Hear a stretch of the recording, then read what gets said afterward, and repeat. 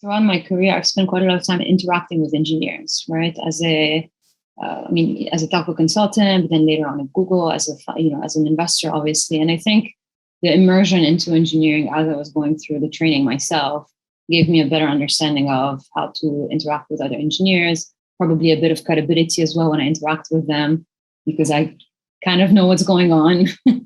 But looking back, if I had to do it again, I probably would have stuck to computer engineering. I think it would have probably been a bit more useful in my career, given that I didn't go down the path of pursuing a mechanical engineering career. Welcome to the MHV podcast. We speak with leading founders, VCs, and operators on their journey in Southeast Asia.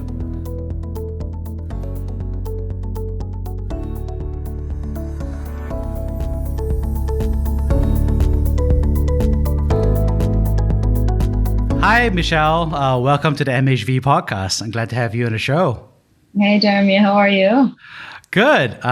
So excited to have you because, you've just been an amazing advocate and champion of so many founders across Southeast Asia. And I'm so excited to share your journey with so many folks out there. Yeah, thanks for having me. Yeah. So for those who don't know you, who are you? Well, my name is Michele Daoud, and I'm a partner with Monks Hill Ventures, so focused on investing in early stage startups in Southeast Asia. I've been with the fund for about 5 years now. So how did your professional career start? I actually started in strategy consulting, focused on telecom operators. I'm an engineer by training, but I think I kind of knew that I was not going to work as an engineer, even as I was taking my degree. And started in consulting because, in a way, it's a great way to get exposed to like more industries and travel as well. I was young and fresh out of school and didn't have a family back then, so being able to work in different countries for different organizations and kind of learn about business after having done engineering is what drove me to do that. I was based in Dubai, but kind of covering emerging markets with my first project actually in Indonesia. So that's where I spent a few months, fresh out of undergrad, working for a telecom operator in Indonesia. What was that first project like in Indonesia? I too remember working in telco projects in Southeast Asia, and it was very eye-opening looking at mobile churn rates and multi-SIMs and everything. Yeah. Look, it was very enlightening for me, to be honest. Like I said, I had an engineering background. So going into an organization like a telecom operator in Indonesia, the scale of the business, kind of the complexity of it, and trying to figure out how we could add value as a small team of three it was a great experience for me. I think also I grew up in Lebanon, which is a tiny country, right? And so then being parachuted into Indonesia, where everything's at a different scale, was super eye-opening for me as well, and probably planted the seed for my return to Southeast Asia many years later, to work in a market that I think is unlike anything else that you see in the world. I've never lived in India or China, so I can't compare. That's a different dimension. But for me, it was such a cool learning experience, and as a consultant, you do get to interact with pretty senior folks within the organization. So you learn a lot from that. There were some language barriers at times that we had to figure out. And definitely a bunch of folks that, didn't necessarily want us there as well. So lots of, people dynamic to figure out as well. But overall, an amazing learning experience for me. Yeah. And what did you take away from that time? Any good stories about your time in Indonesia at the time? Took away that consulting is hard. It was my first introduction to the real professional world, and we definitely worked hard and around the clock.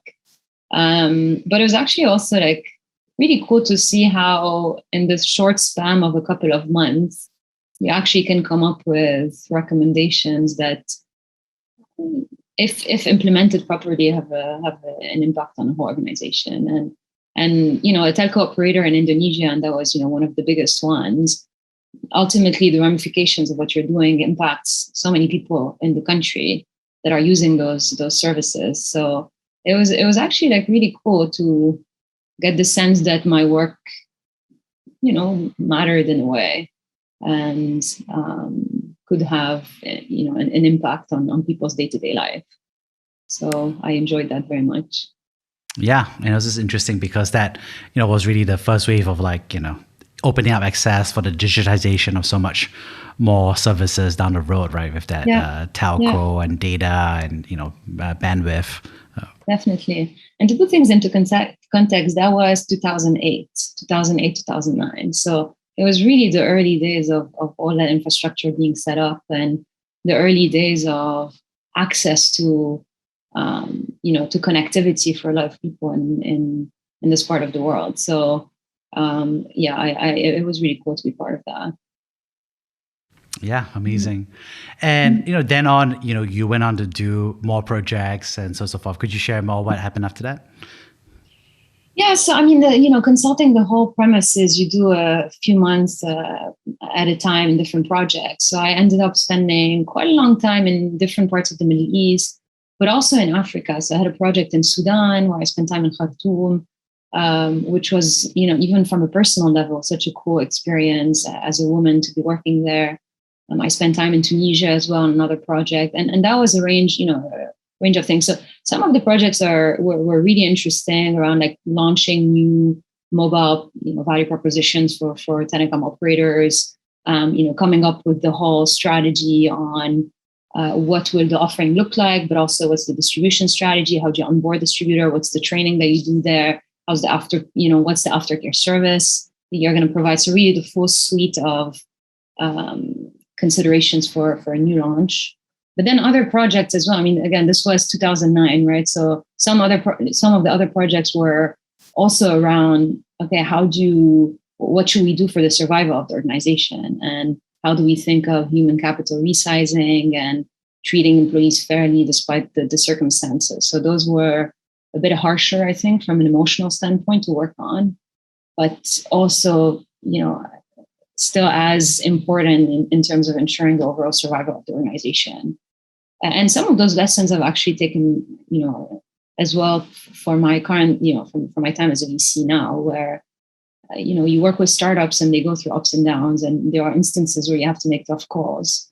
And I think it's our role as well as board members and investors to help the entrepreneurs make those tough calls, and ultimately trying to be fair with the people, because you are dealing with people's lives, but still keeping an eye on the overall outcome, which is, well, the organization has to survive. If not, then the overall impact on everyone working for the company and the customers, right, is going to be way more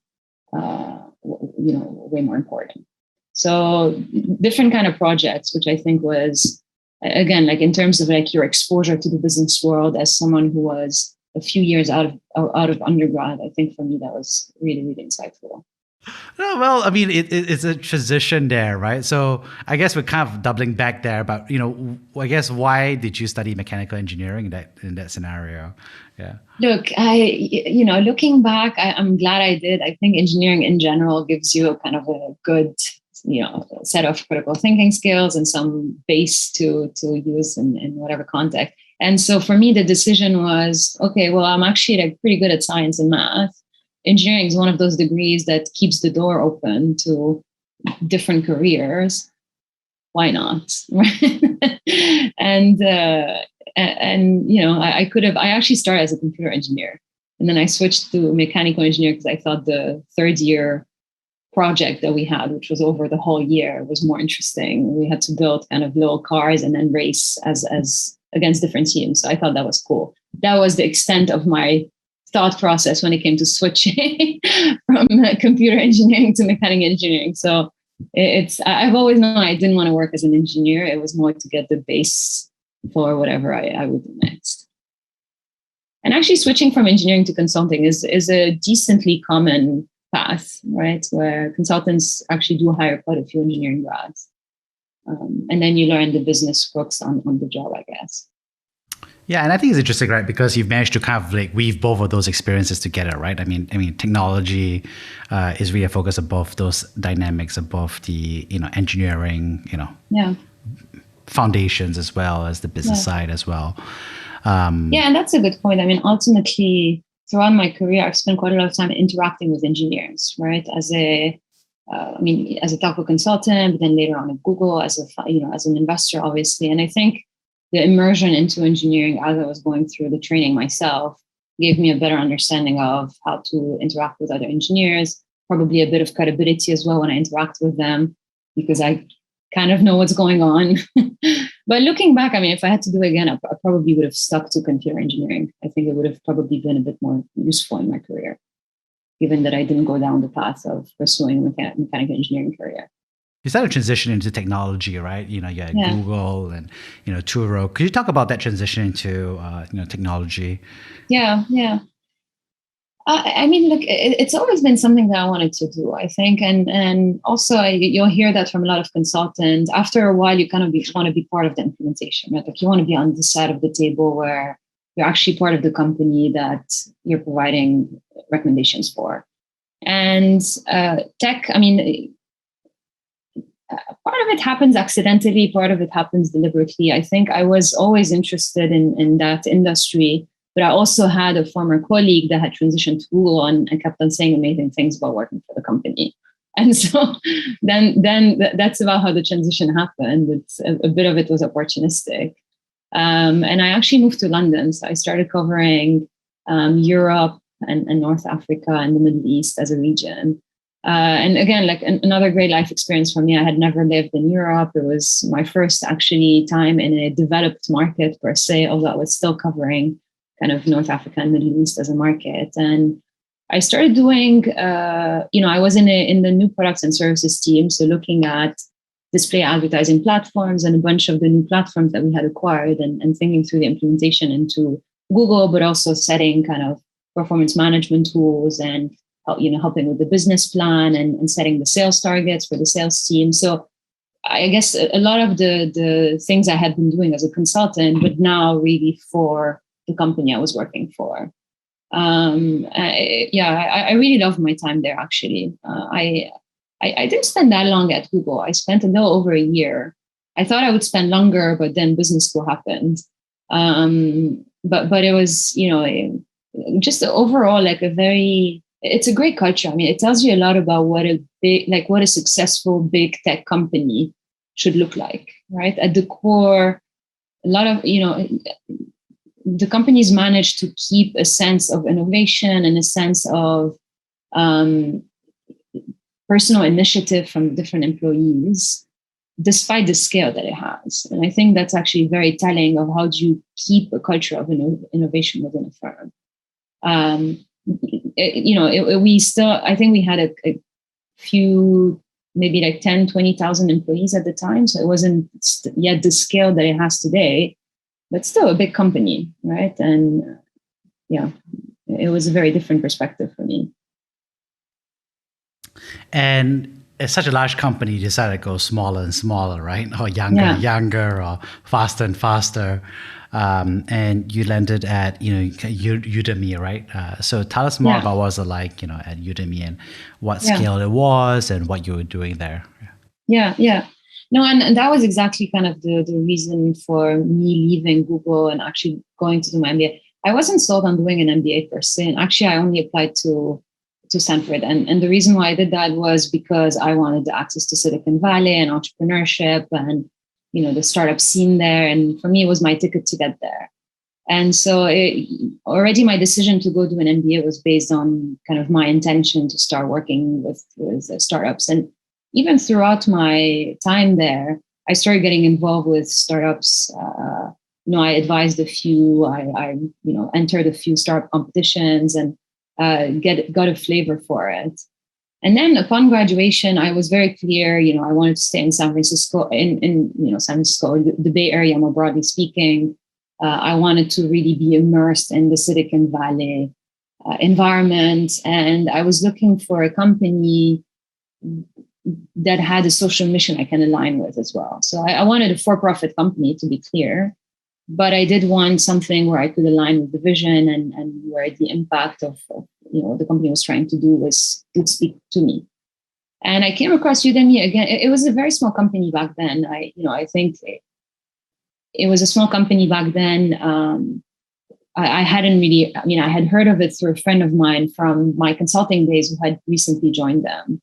And as I started speaking to them, I actually realized there were a few alums from my university as well that worked there. And just the caliber of the people was outstanding. And even the founder's story just really resonated with me. It was, the founding team of Udemy. Not a lot of people know that, but they're actually Turkish people. And the founder himself grew up in a small village, middle of nowhere in Turkey. And his parents were teachers, and he got access to a computer.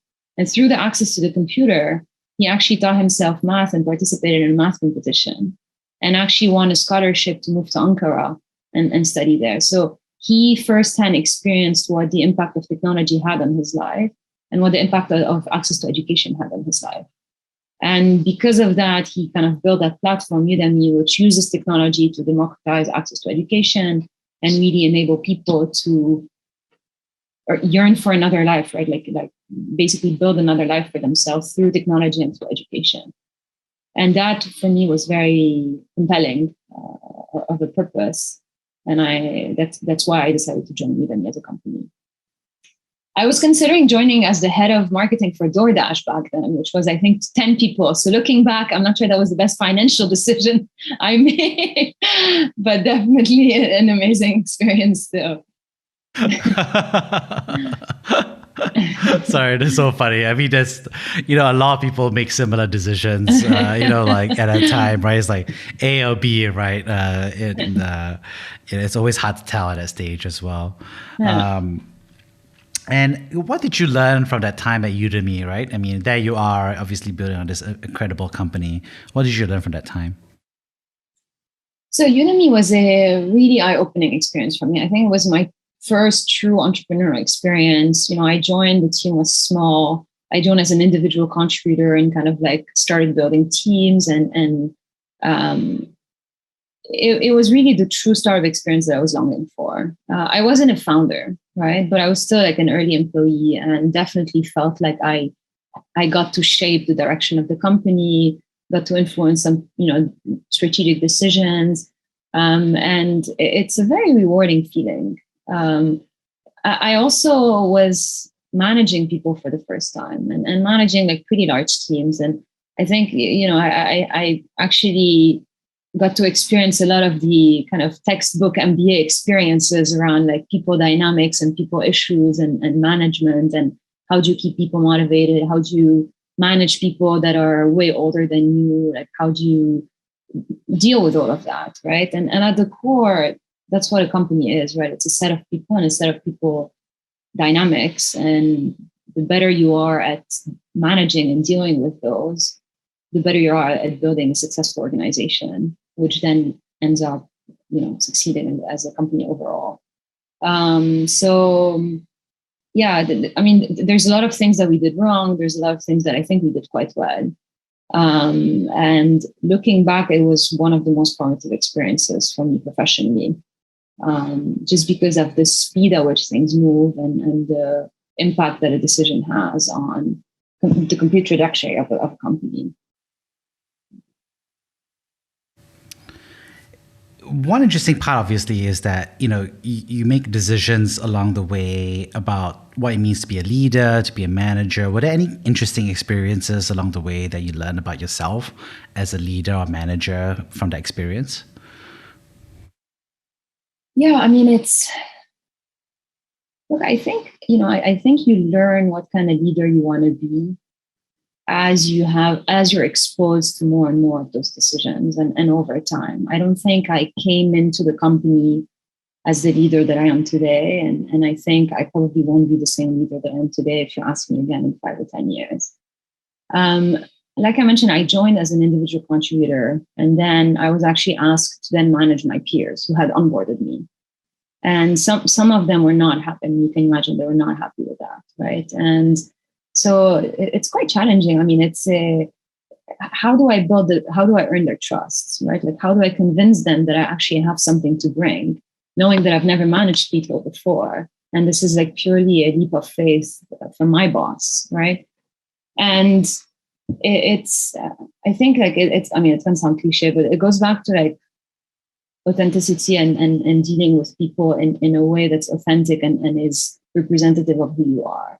It's kind of acknowledging the challenges and acknowledging what in the situation may not be optimal for the person you're managing, but then also kind of getting buy-in into what's the broader vision here. Like, why are we doing this, right? Like, how is that actually supporting the overall purpose of the organization and ultimately of the end user? And Udemy was a bit, was a bit unique. And there's a lot of companies like that, but the mission was really critical to what drove people, right? It was self-selection in terms of who was working for Udemy, where the motivation was really driven by the impact on the end user. And so bringing those conversations back to how are we improving, how are we extending our impacts was always helpful.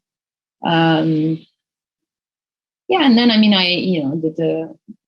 there's been a lot of talk about like vulnerability and showing vulnerability as a leader. I think it's a topic that's been exhausted, but it couldn't be more true, right? Like acknowledging some of your own shortcoming, kind of showing up as someone who's genuinely trying to make a difference and someone who's genuinely trying to help them as an individual, I think also helps. Yeah. I mean, there's a lot that we can unpack in there, but ultimately, I think it taught me that as a leader, I mean, it only gets rewarding if it's true to who you are, and if I'm treating, people in the organization the way I would want to be treated as well. Interesting. And with those reflections, you eventually decided to transition to, looking and exploring venture capital, right? What made you decide to cross over to the other side of the table? Yeah, I think, look, my decision was primarily driven actually by a desire to move to Asia. Anyway, that was kind of like really the driver for my move. I wanted to move to Asia. And then just like anything in life, I think it's a set of circumstances.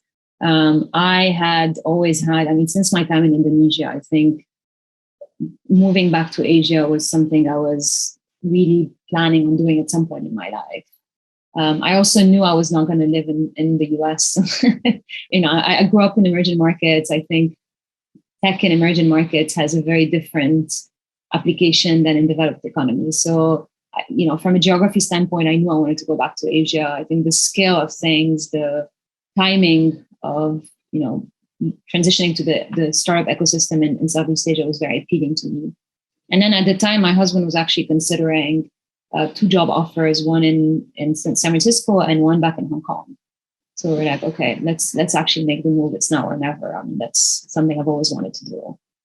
And then this is where I started trying to get to know the startup ecosystem more. And I knew I wanted to stay within the startup ecosystem. I wasn't necessarily set on switching over to VC. And as I started talking to more people, I actually got introduced to Peng and Koi, so the founding partners of Moxel Ventures, and started chatting with them, initially picking their brain on the ecosystem and trying to get a better sense of what was going on, what were the interesting opportunities. And gradually, as I was speaking to them, started to realize, wow, like actually switching to VC would be such a cool experience.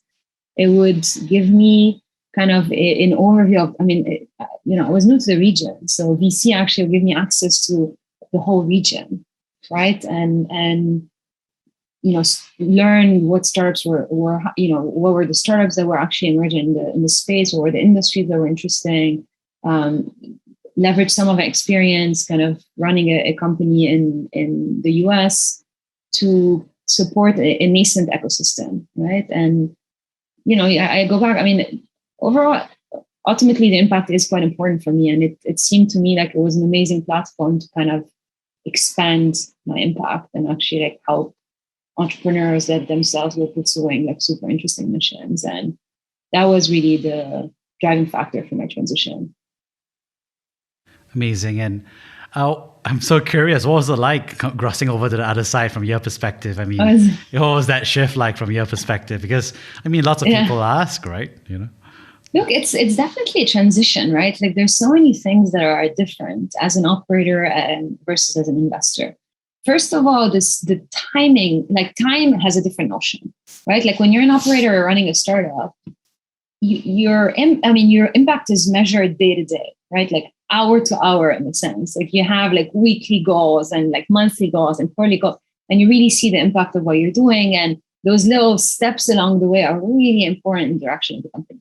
As an investor, when you're making an investment decision, you have to take into account like the shifts in the the macroeconomic environment, and you're making a decision for like 5-10 years down the line, right? Like where do you think things are going to be, and how do you back the right company, the right team, with all of that in mind? And the reality is, I mean, you have early signs of how the company is doing, but you really don't really know how you're doing as an investor until like way later in the cycle.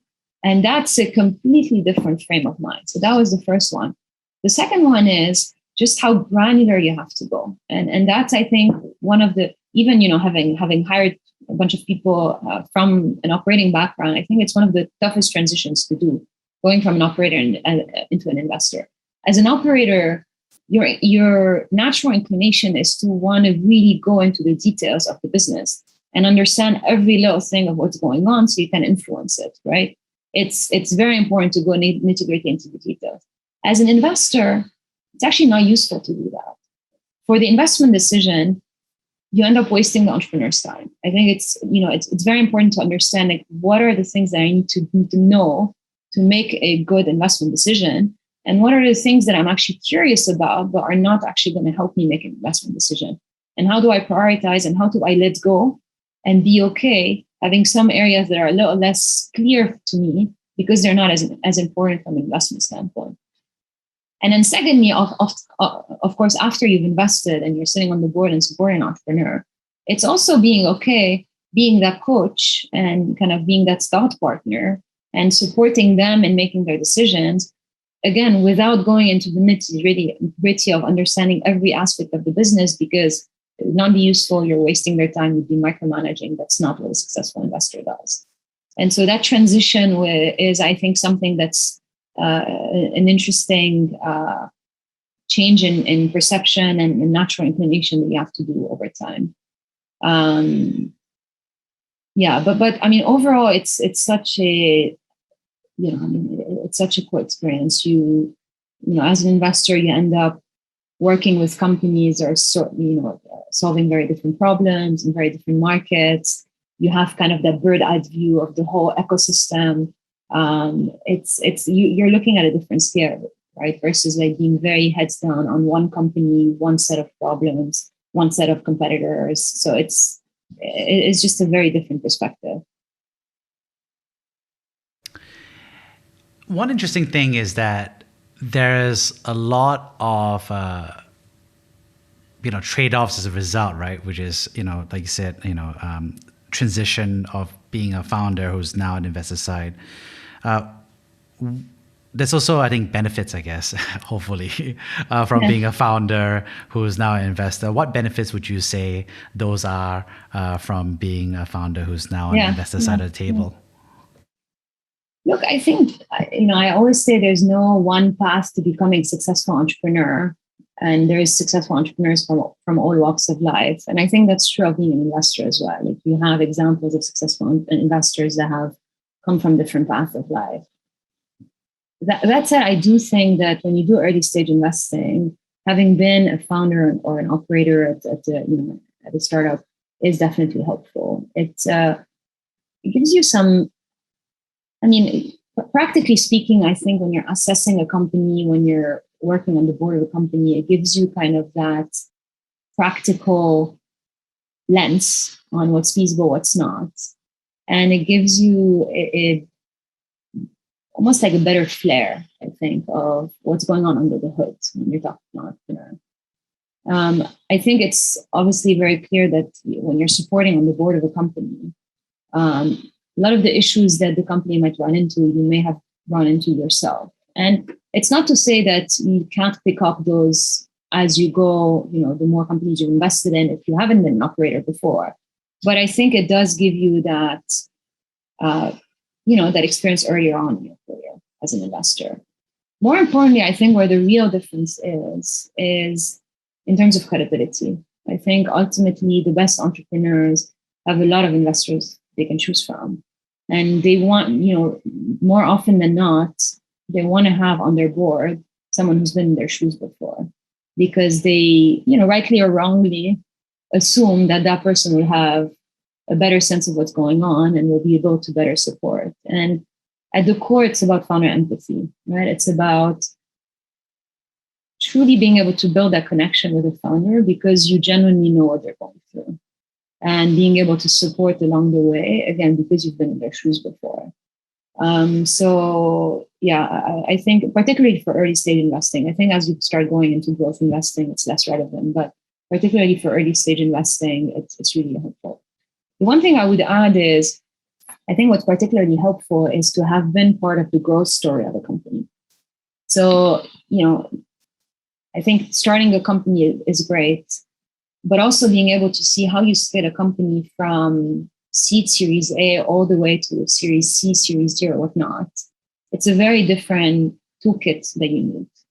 And so having someone who's actually been able to take a company through the different stages of growth, I think is really helpful, particularly for an ecosystem in Southeast Asia, which is still nascent, where there's few people around you that you can turn to that have had that experience, right? You have few people that you can go to for advice.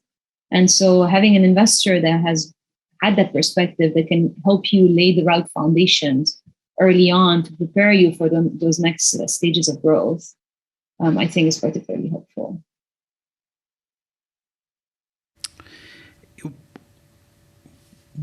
What advice would you give for, founders who are thinking about, fundraising and thinking about picking the right investor? Because, it's such a tough one, right? I mean, there's so many investors, there's former founders who are now investors, there are investors who are now investors, there's capital running around. How would, what advice would you frankly give them to think about, in picking someone, Yeah.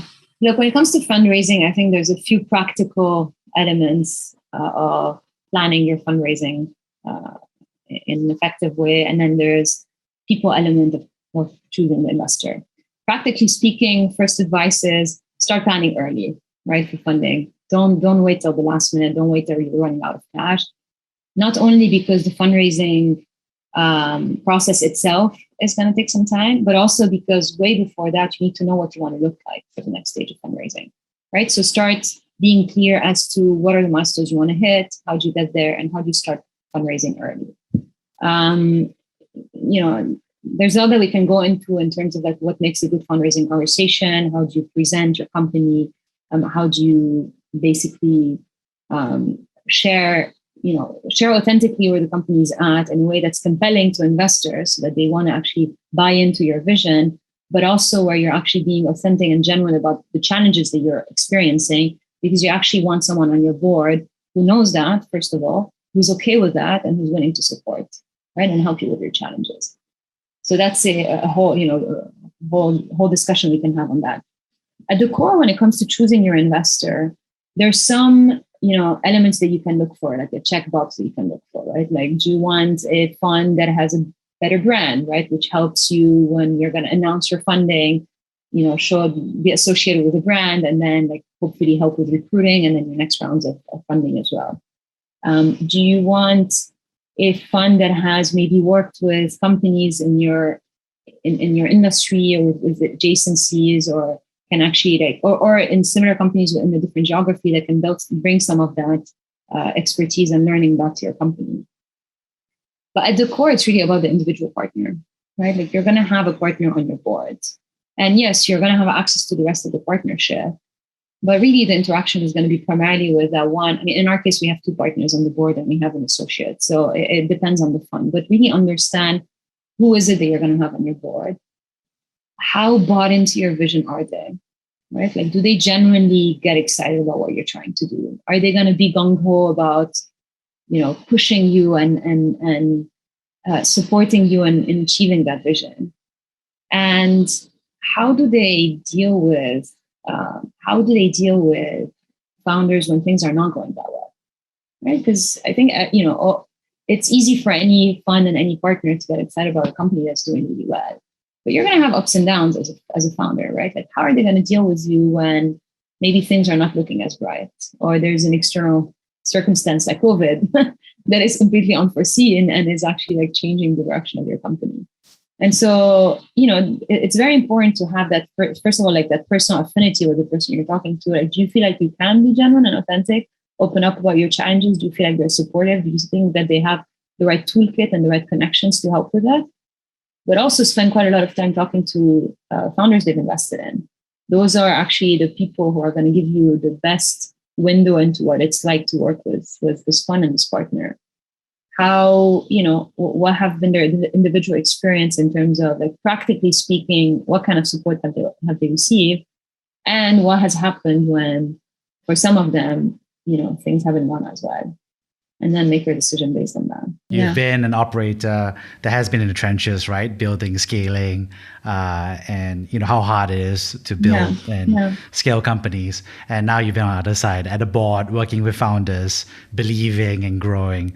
So, and you've done that with multiple iterations. So now that you've done all of that, what would you say, have you taken away and say, like, this is the core of what you want to bring in that interaction, rain or shine? Yeah. Look, there's a few sets of characteristics of who I am as a person, right? Like my background, like my work experience, my studies, all of that. And then there's a set of who I am as an individual. And then there's also the platform that I have access to, right? Like, I am part of Monksa as a fund. Like, I have access to Monksa as a platform and what that can bring.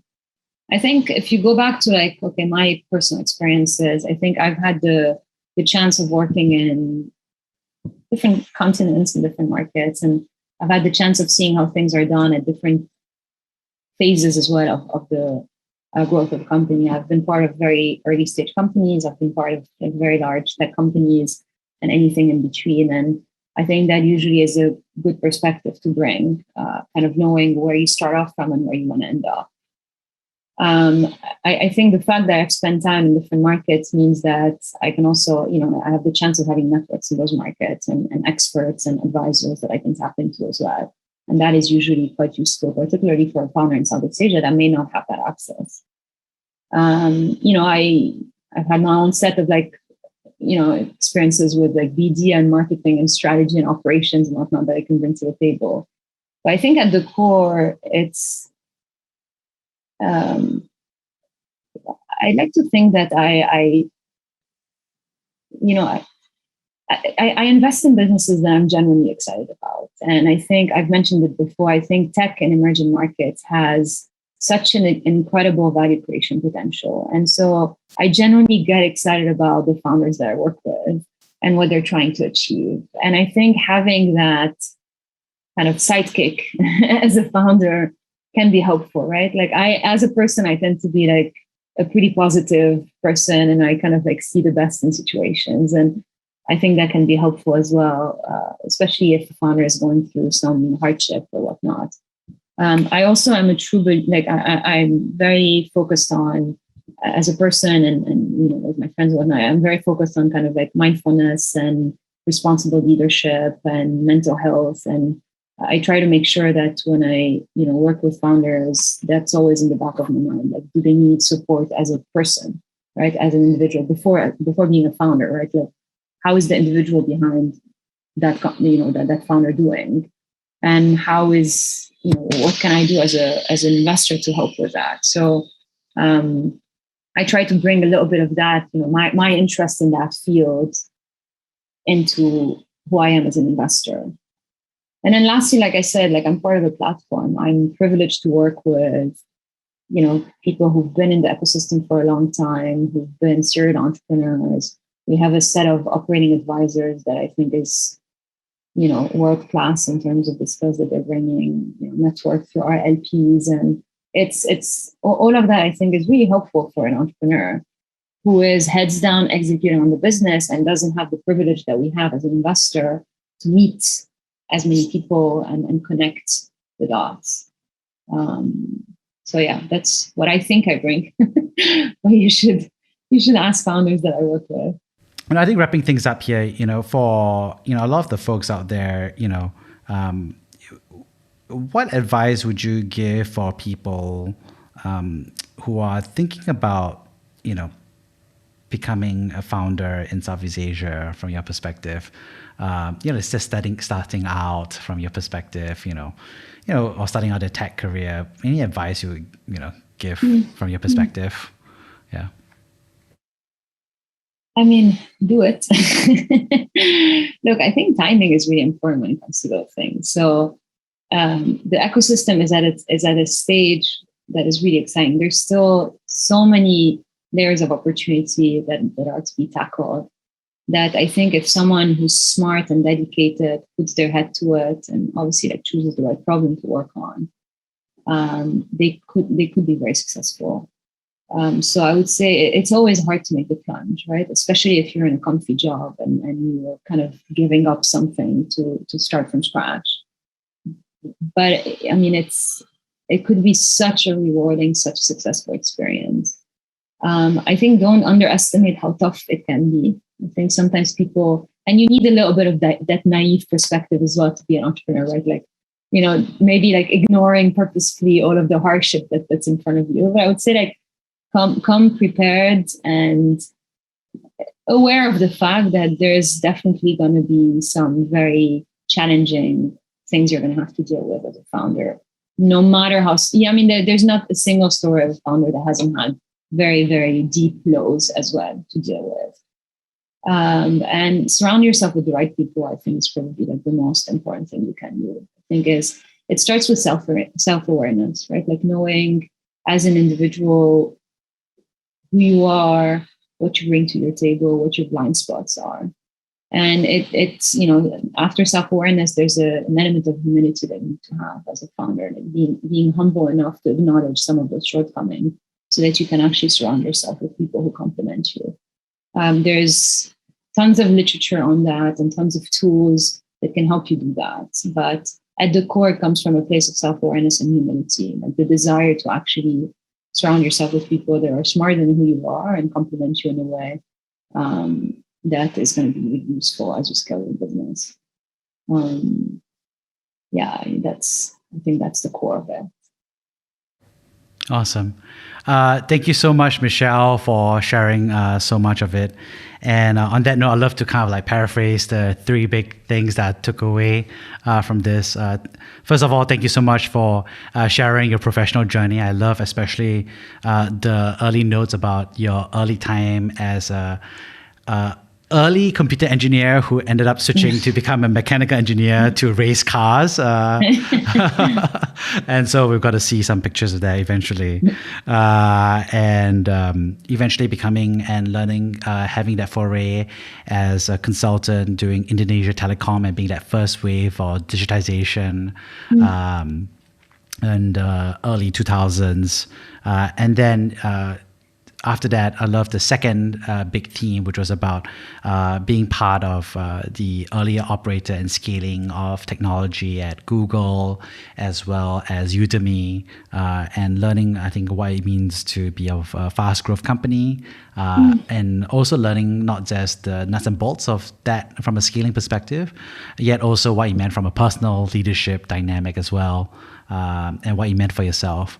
And lastly, I loved what it means for yourself on the venture capital side of the table, what it means for the trade-offs in that sense, in terms of the learning, but also I think the benefits that you bring to the table and what you're able to help founders with, both personally, as well as the advice that you will give founders to be thoughtful about in the fundraising process. So thank you, Michele, for sharing. Jeremy. Thank you, Jeremy. Take care. Thank you for listening. If you enjoyed the MHV podcast, please share this episode with your friends and colleagues. Go to www.monkshill.com for more founders' journeys, company building advice, and insights into regional tech trends.